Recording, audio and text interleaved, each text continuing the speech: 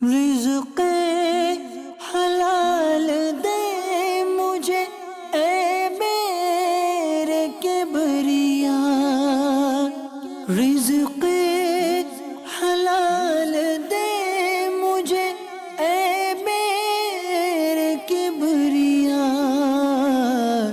دیتا ہوں تجھ کو واسطہ تیرے حبیب کا۔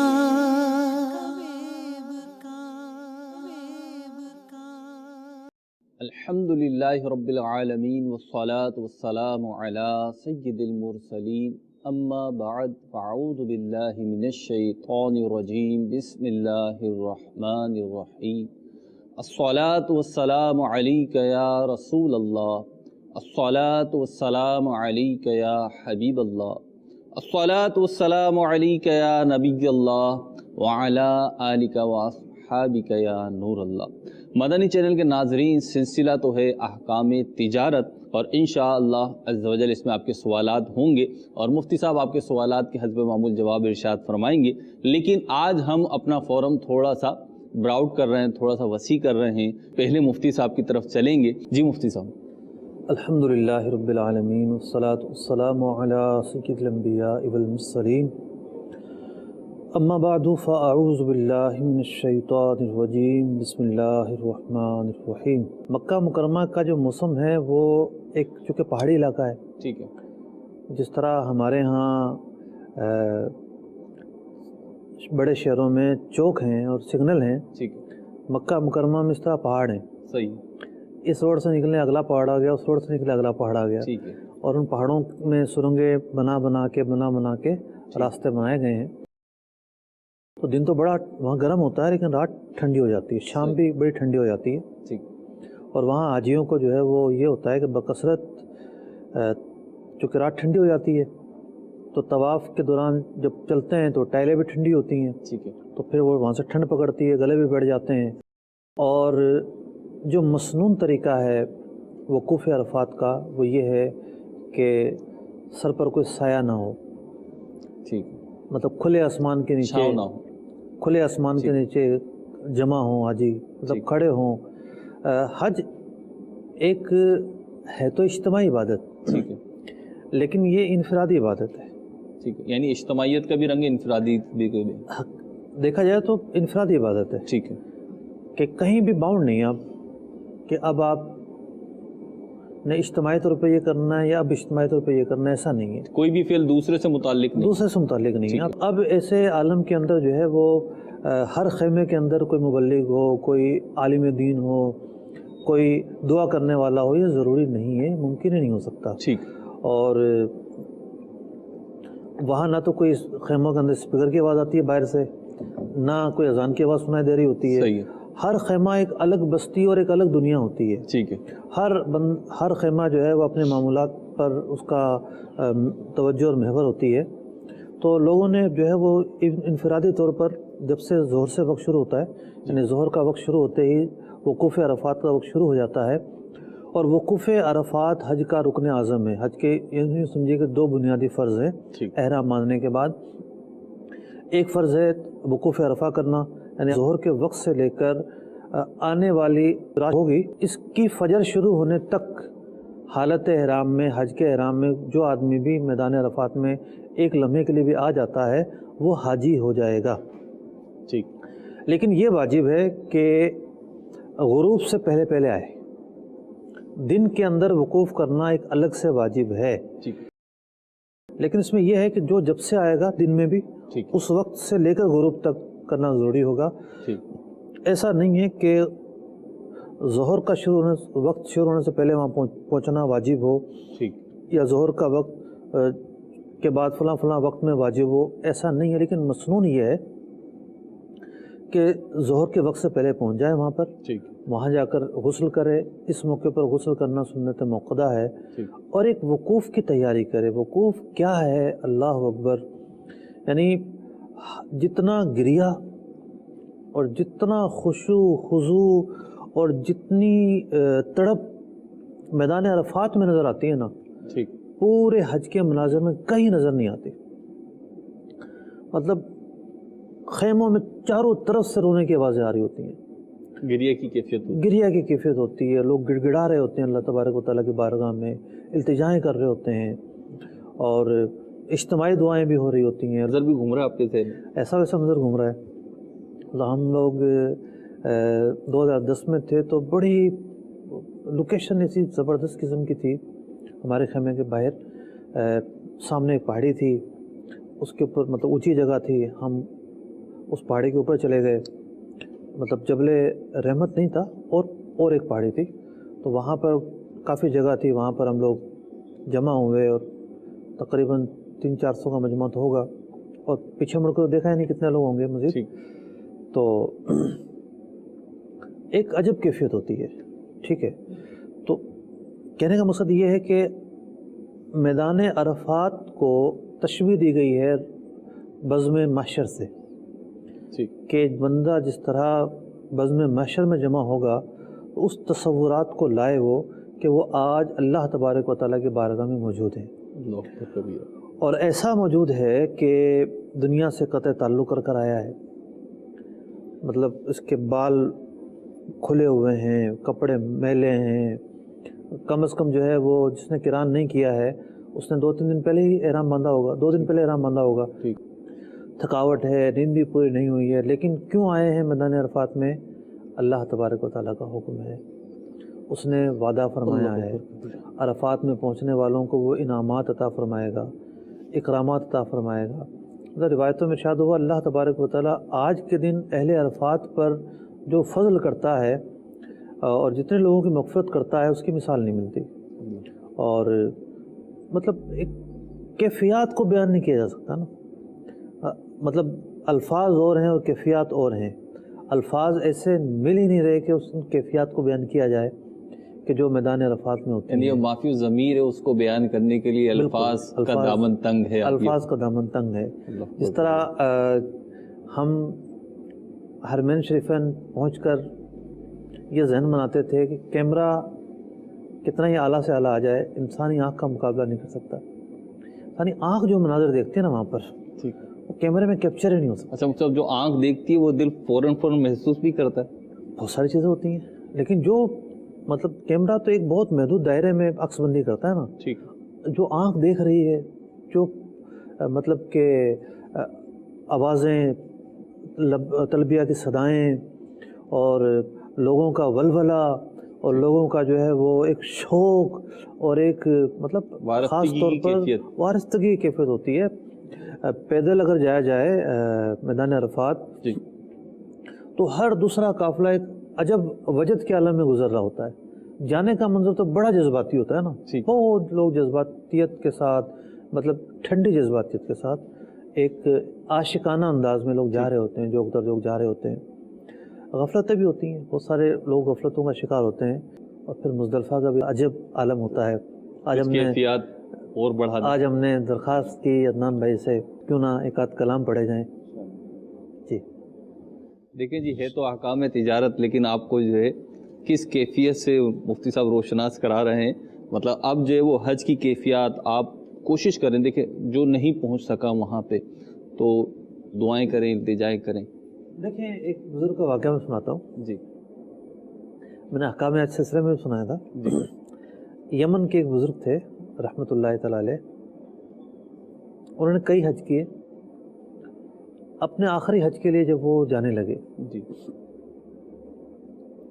تو مدینہ منورہ کے پاس یا مدینہ منورہ سے تھوڑا آگے بیمار ہو گئے،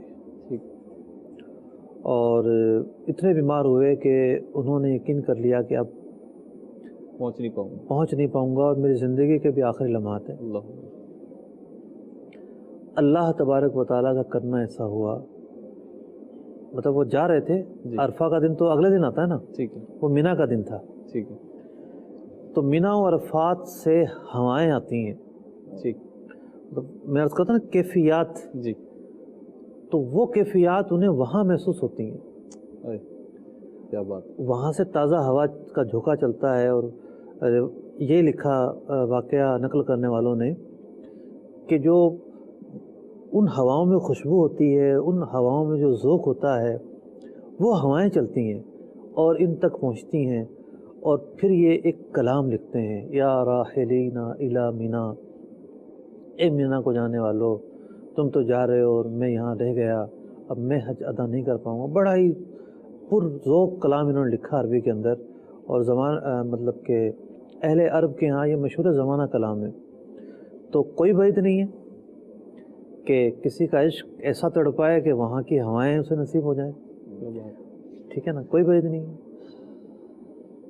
صلی الحبیب صلی اللہ تعالی علی محمد صلی اللہ علیہ وسلم، صلی اللہ علیک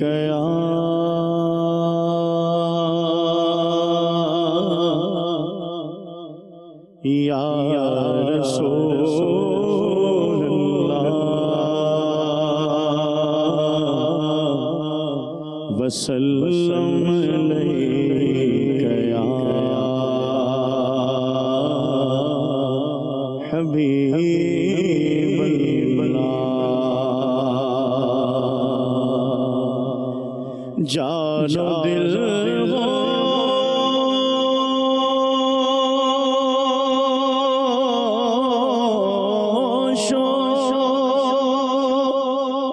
خرد سب تو مدینے پہنچے، جان و دل ہو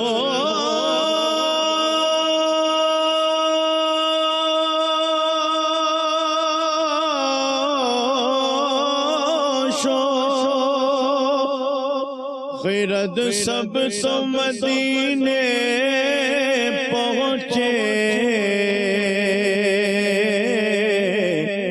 تم نہیں چلتے رضا سارا تو سامان گیا، صلی اللہ علیہ یا رسول اللہ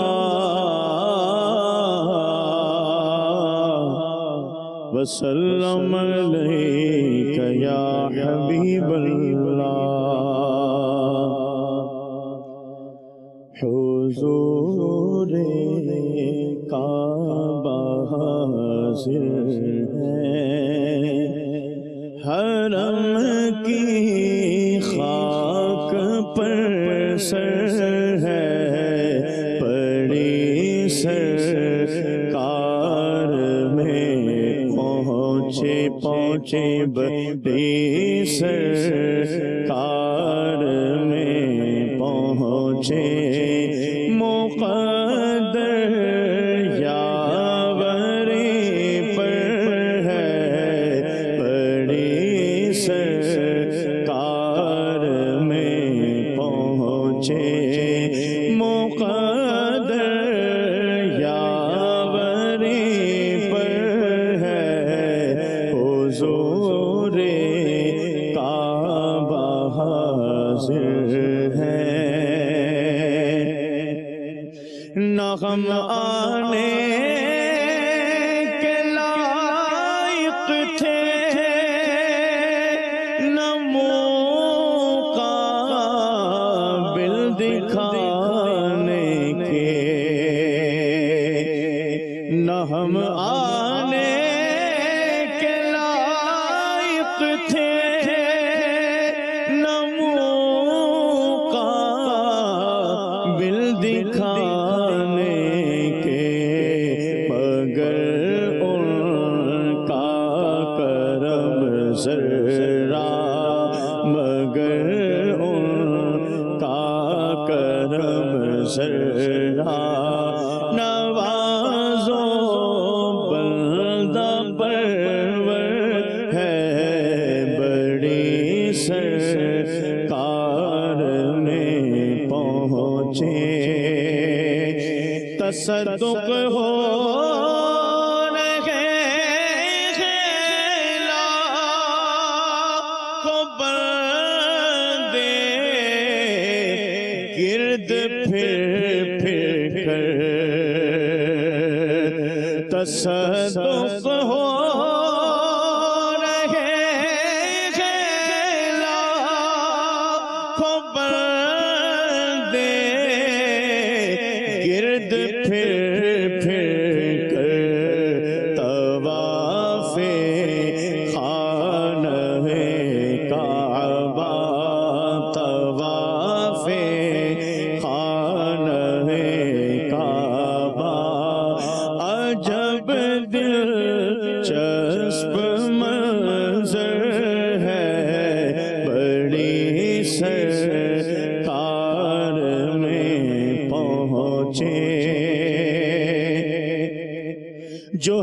صحبت سے رکے مجرم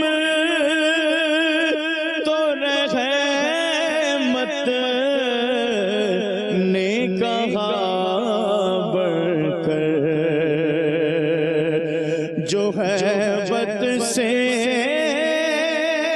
رکے مجرم تو رحمت نے کہا بڑھ کر، چلے آؤ چلے آؤ چلے آؤ چلے آؤ، یہ گھر رحمان کا گھر ہے، چلے آؤ چلے آؤ، یہ گھر رحمان کا گھر ہے، یہ زمزم اس لیے ہے جس لیے اس کو پیے کوئی، یہ زمزم اس لیے ہے جس لیے اس کو پیے کوئی، اسی زمزم میں جنت ہے، اسی زمزم میں جنت ہے، اسی زمزم میں کوثر ہے، بڑی سرکار میں پہنچے،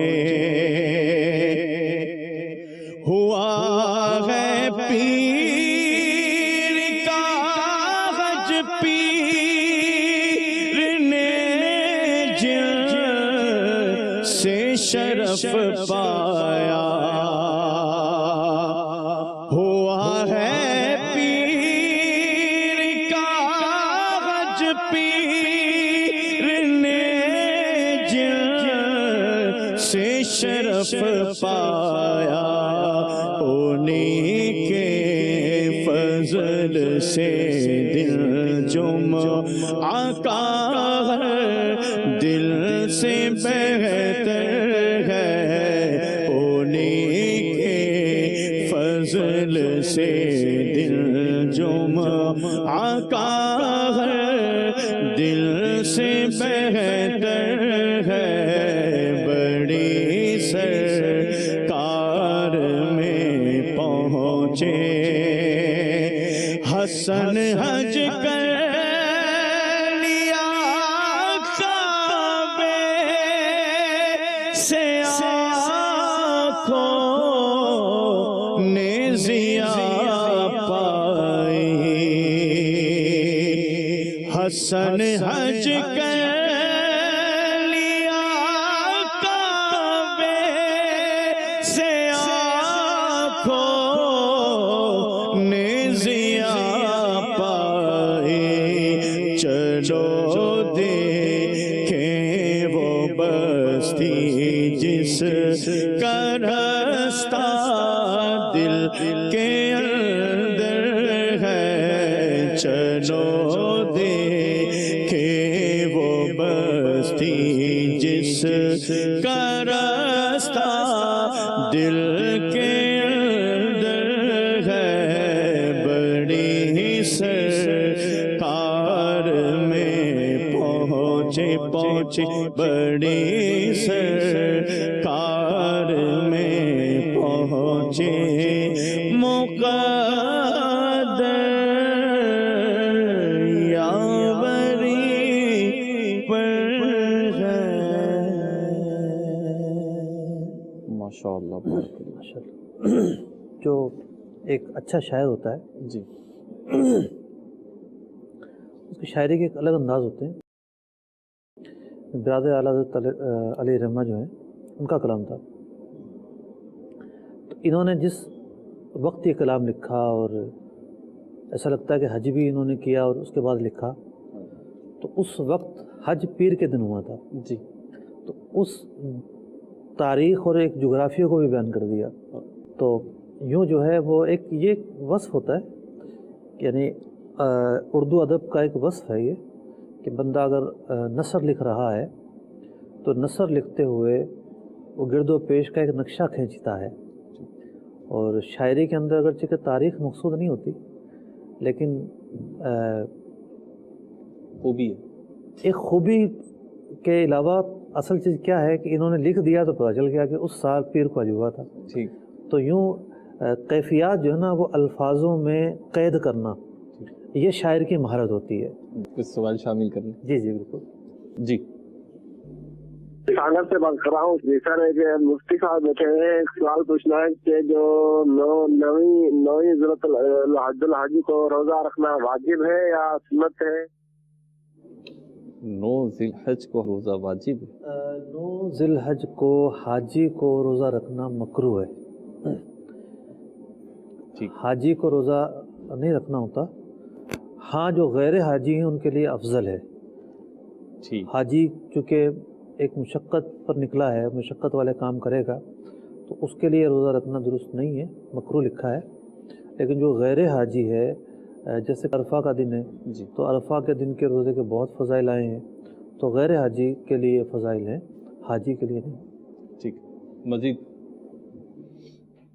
قاری محمد عمر، فیکلٹی ممبر حضرت بہاؤالدین زکریا یونیورسٹی ملتان. قبلہ مفتی صاحب کی خدمت میں عرض ہے کہ اگر کوئی شخص اپنا پلاٹ بیچنے کے لیے کسی پراپرٹی ڈیلر کو کہتا ہے بکوانے کے لیے، ظاہر ہے وہ اس کا کمیشن لے گا اور یہ طے شدہ بات ہوتی ہے. ہو یہ رہا ہے کہ جو کمیشن ایجنٹ ہوتا ہے وہ خود انویسٹر بن جاتا ہے، جبکہ پلاٹ کا مالک یہ چاہ رہا ہوتا ہے کہ کسی ایسے ضرورت مند کو دے کہ اس سے اچھی قیمت وصول ہو. جو پراپرٹی ڈیلر ہوتا ہے وہ خود ہی ایسی لفاظی کرتا ہے یا ایسی ترکیب بنا دیتا ہے کہ جو پلاٹ کا مالک ہوتا ہے وہ قریب دھوکے میں آ جاتا ہے کہ یہ پلاٹ کی قیمت اتنی ہی ہوگی اور وہ قیمت کم بتا رہا ہوتا ہے. اس حوالے سے قبلہ مفتی صاحب ارشاد فرمائیں کہ ایسا کرنا پراپرٹی ڈیلر کا کیسا ہے؟ ٹھیک ہے جی. جو اچھی قیمت دینے کے لیے تیار ہو وہ ضرورت مند کیسے ہوگا؟ ٹھیک. ضرورت مند تو نہیں ہوا نا. مطلب یہ ہے کہ جس کی ڈیمانڈ ہو ایک مارکیٹ میں یوں کریں گے، جو گھر تلاش کر رہا ہو وہ شاید زیادہ قیمت دے دے، یہ ان کا مقصود ہے. دیکھیں بروکر کو انویسٹر بننے سے تو کسی نے نہیں روکا. ٹھیک. اصل چیز یہ ہے کہ ایک شخص کی کئی جہتیں ہوتی ہیں. صحیح. مطلب ایک دکاندار جو مال بیچ رہا ہے یہ خود بھی خریدار ہے. ٹھیک ہے. ایک وقت ایسا ہوتا ہے کہ یہ خود خرید رہا ہوتا ہے. صحیح. ایک وقت ایسا ہوتا ہے کہ خود بیچ رہا ہوتا ہے. صحیح. تو یوں ہر شخص کی مختلف کیفیات اور مختلف جہتیں ہوتی ہیں. ٹھیک. تو اگر بروکر خود انویسٹر بننا چاہتا ہے تو کسی نے نہیں روکا. صحیح. اس وقت یہ ہے کہ وہ بروکری تو نہیں لے گا. جب وہ خود ایز اے پارٹی سامنے آ گیا ہے جی تو اب بروکری کا تو استحقاق نہیں ہوگا اس کا. ٹھیک ہے.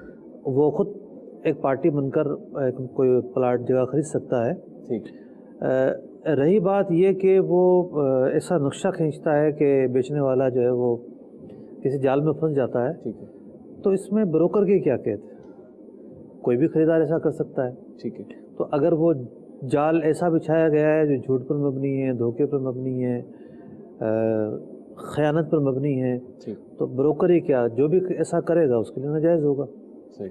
تو سودے کے جو جائز ہونے کے تقاضے ہیں وہ تقاضے اگر پورے کرتا ہے کوئی بھی شخص تو ایز اے پارٹی سودا کر سکتا ہے. یعنی بروکر بھی اگر شرائط پوری کرتا ہے تو وہ بھی خرید سکتا وہ بھی خرید سکتا ہے. ٹھیک ہے جی. مزید کو میرا سوال مفتی صاحب سے یہ ہے کہ ہمارا الیکٹرانکس کا کام ہے، تو اکثر ہمارے ساتھ ایسا ہوتا ہے کہ اگر گاہک چیز لے کر جاتا ہے تو 1-2 دن بعد وہ واپس لے آتا ہے، اسے چیز پسند نہیں آتی. تو اکثر اس صورت میں بحث ہوتی ہے، تو شرعی حکم کیا ہے، وہ چیز واپس لینی چاہیے یا نہیں لینی چاہیے؟ جی. اکثر واپس لے آتے ہیں، یہ انوکھی بات ہے. ٹھیک ہے. क्यों से? पसंद ना आने वाली बात और चीज़ है, ठीक है, और उसके अंदर अगर कोई ऐसा ऐब निकलता है जो बंद डंबे के अंदर नहीं पता था उसको, और वो उस ऐब की वजह से लेकर आता है, तो ये तो उसका राइट है लेकर आना। लेकिन बाज़ औक़ात दुकानदार जो है ना, वो ख़ुद ये ऑफ़र करते हैं, आप ले जाएं, चेक कर लें, घर वालों को दिखा दीजिएगा, पसंद ना आए तो ले आइएगा, तो ये भी हो रहा होता है। तो बहरहाल अगर सिर्फ पसंद नापसंद की वजह से वो आज खुद आ रहा है, आपने कोई ऐसी ऑफ़र नहीं की थी, ठीक, तो ख़रीदारी के बाद ये हक़ नहीं पहुंचता। सही, लेकिन अगर कोई इसके अंदर ऐसा फॉल्ट है जी, कि जो उस वक्त पता नहीं चल सका था और वो उसकी बिना पर लेकर आया है, जी। तो फिर एक सूरत दिगर है। तो प्लाट बेचने के हवाले से सवाल आया था हमारा कि प्लाट डीलर को दिया है, अब वो डीलर जो है आपने फरमाया कि अगर वो तकाज़े पूरे कर रहा है तो वो ख़रीद सकता है, और जब वो सामने आ गया, लेकिन ये भी तो कंडीशन हो सकती है, और इस कंडीशन में जो मार्केट है, ये तो कराची की जो सूरत हाल है वो मेरे सामने वो अर्ज़ कर रहा हूँ कि उमूमन ब्रोकर सामने नहीं आता, बल्कि वो अपने किसी फ्रंट मैन को, किसी दूसरे शख्स को जो है सामने कर देता है, और वो शो नहीं करता कि मैं ख़रीद रहा हूँ, हकीकतन ख़रीदार वही होता है। अब ये ब्रोकर बन के बैठा हुआ है, और इसी शख्स का जो फ्रंट मैन है या जो भी इसकी डील करता है, जिसको इसने वकील बनाया गोया के, या कस्टमर के सामने रख रहा है, उसको भी बिठा दिया, कस्टमर को भी बिठा दिया, अब डील हो रही है। ये डील भी हो गई जो भी थी, जो कम बार्गेनिंग करके सौदा हुआ, और अब ये कमीशन भी ले रहा है। तो इस सूरत में कमीशन किससे ले रहा है? ये बेचने वाले से, बेचने वाले जी से। ख़रीदार तो ये खुद है जी, लेकिन इसने शो नहीं किया अपने आप को कि मैं खरीदार हूँ। देखें, उसूली तौर पर इसकी कमीशन बनती नहीं है, ठीक, जब ये खुद ही ख़रीद रहा है सही, तो इसकी कमीशन नहीं बनती। ठीक है। सिलसिले का वो ख़त्म है। अल्लाह रब्बुल इज़्ज़त हमें इल्म दीन हासिल करने, उस पर अमल करने की तौफ़ीक़ अता फ़रमाए। सल्लु अलल हबीब सल्लल्लाहु तआला अला मुहम्मद सल्लल्लाहु तआला अलैहि वसल्लम। रिज़्क़े हलाल दे मुझे ए मेरे किबरिया, रिज़्क़े हलाल दे मुझे ए मेरे किबरिया, देता हूँ तुझको वास्ता तेरे